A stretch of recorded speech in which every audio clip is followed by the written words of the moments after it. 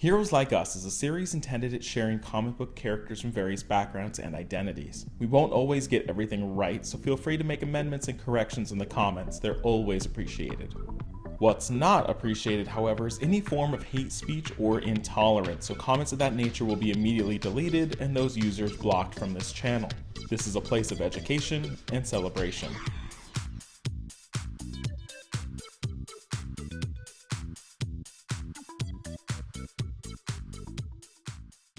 Welcome to IAYTD and welcome to Heroes Like Us, our series where we take an identity and then we look at comic book characters that have that identity. Today we are diving into Catholicism and characters that are Catholic. This is a long time coming. This is one of my first ideas, but I'm finally getting around to actually doing the video. We have 5 characters we're going to talk about today. Super interesting. Let's dive into it with our first and one of the most obvious characters, Daredevil, Matt Murdock from Marvel Comics.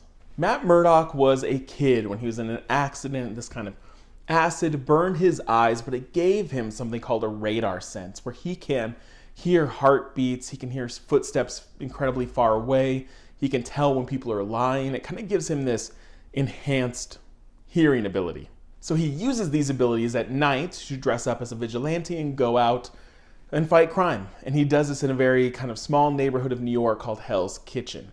That he is kind of the defender there. So Daredevil is also a very religious figure, that he is one of the most prominent Catholic characters that you could think of. A lot of this is due to the fact that he might do things that are beyond what he feels like he should be doing morally.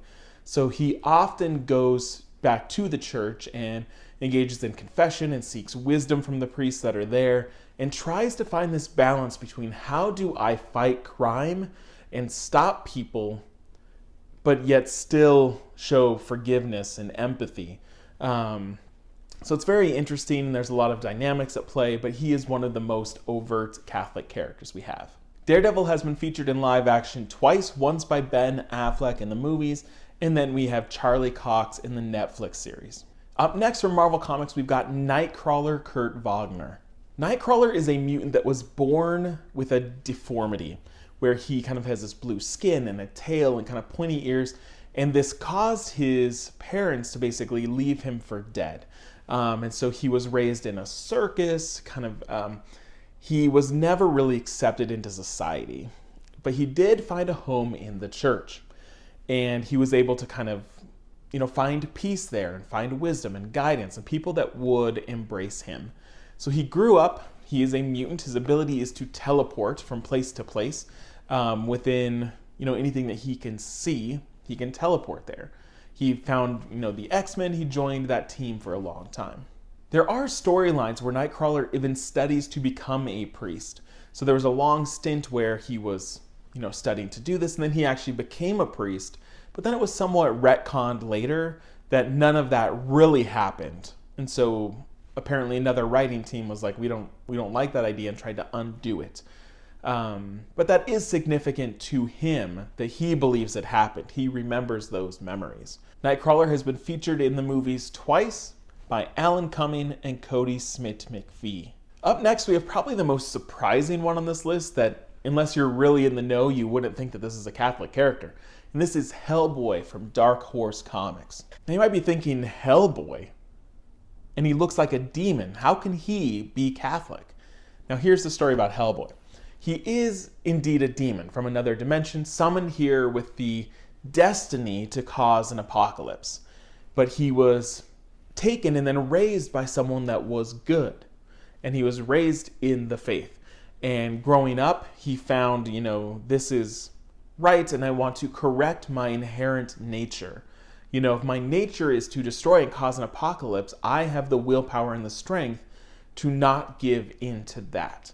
So he is actually a very religious character, and he carries like a rosary with him in case he needs it.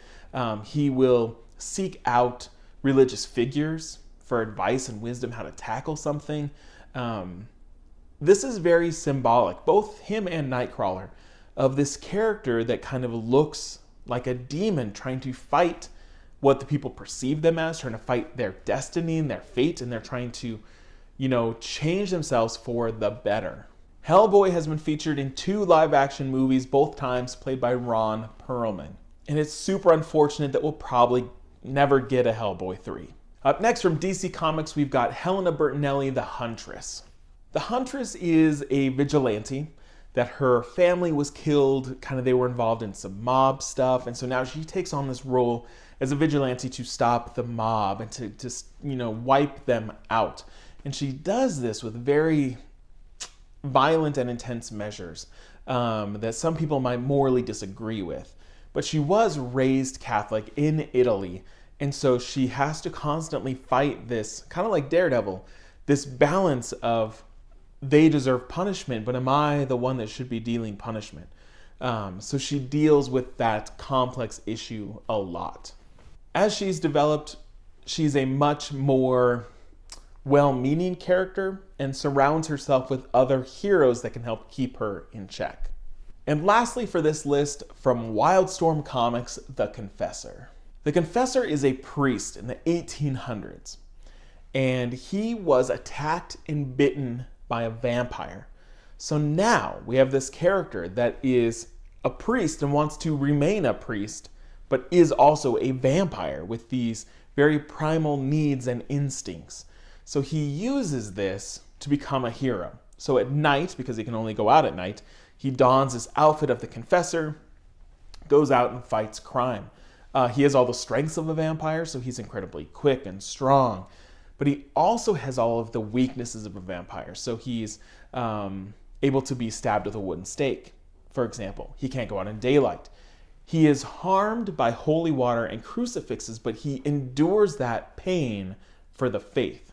Now, the Confessor does have a sidekick called Altar Boy, and the Confessor is eventually killed. He is stabbed with a stake, and Altar Boy takes on the persona of the Confessor, and people think that he still has these incredible abilities, but he really doesn't. But he's able to fake out a lot of people by kind of scaring them, and they never call his bluff.